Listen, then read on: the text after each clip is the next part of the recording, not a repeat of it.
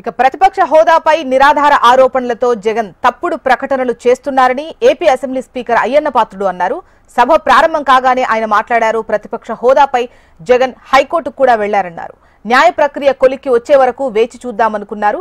ఇటీవల జగన్ వైసీపీ సభ్యులు చేసిన వ్యాఖ్యలు ఆయన దృష్టికి వచ్చాయని తెలిపారు. ఎంతటి వారిపైన అసత్యాలు ప్రచారం చేసే ధోరణితో జగన్ వ్యవహరిస్తున్నారన్నారు.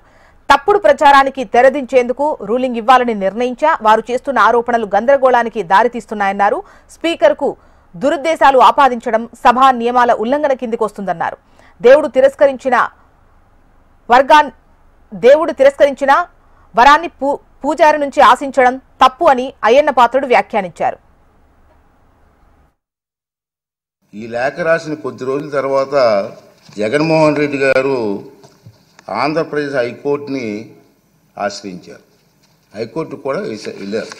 విచిత్రం ఏమిటంటే తనకు ప్రతిపక్ష నాయకుడిగా ప్రకటించవలసిందిగా శాసనసభ కార్యదర్శిని స్పీకర్ కార్యదర్శిని ఆదేశించాలని ఆ రిట్ పిటిషన్లో విజ్ఞప్తి చేశారు.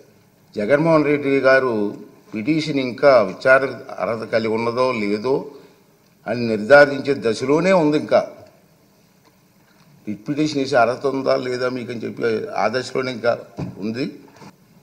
ఈ పిటిషన్లో వైఎస్ జగన్మోహన్ రెడ్డి గారు స్పీకర్ను శాసన వ్యవహారాల మంత్రిని ప్రతివాదులుగా చేర్చినప్పటికీ ఆ ఇద్దరిని మినహాయించాలని గౌరవ అడ్వకేట్ జనరల్ గారు చేసిన సూచనతో గౌరవ న్యాయస్థానం ఏకీభవించింది.